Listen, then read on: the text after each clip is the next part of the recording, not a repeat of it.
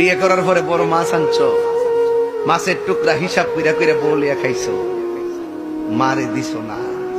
মা কপুত্রে আমার মুখে রুচি নাই, কিন্তু চ্যালেঞ্জ, বাপটা যেদিন চলে যাবে মাছের মাথা খেতে গেল বাপের কথা মনে হবে, কাজটা করলাম কি। চ্যালেঞ্জ, বালকটা কিছু খাবার খাইতে গেল মা বাপের কথা মনে হবে, কাজটা করলাম কি। বউর কথায় মা বাপের বহুত অনেক তথ্য বাপের কাছে গোপন রাখছি, ব্যাংকে কোন জায়গায় কত টাকা রাখে বউ ঠিকই জানে, মা বাপরে কয় না।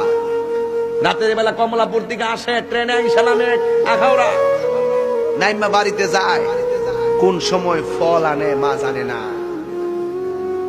সকালে ঠিকই মা ঘর ঝাড়ু দিতে যায়, দেখে জানালার পাশ দিয়ে ফুসকিনির ফার ওতলা কমলার চুলকা ফালায় রাখছে।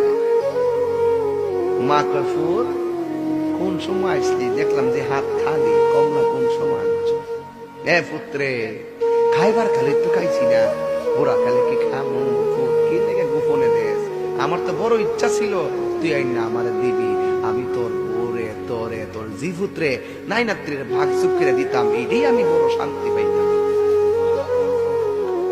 বাটফারি করো, মা বাপরে বহুত কিছু গোপন রাখো, বুকে হাত দিয়া বলো, পারবা না বলতা। বহুত ঠকাইছো মা বাপরে, এখনো মা বাঙ্গা গড়টা থাকে। বোর খাটটা চমৎকার, লেপটা চমৎকার, পুশুকটা চমৎকার, কিন্তু মায়ের ব্যাপারে তোমার কোনো কথা নাই। চ্যালেঞ্জ, কোটির টাকা হতে পারে, বড় মাছের মাথা খাইতে পারো, পেট ভরতে পারে, শরীর মোটা হতে পারে, কিন্তু খোদার কসম মনে শান্তি পাবে না।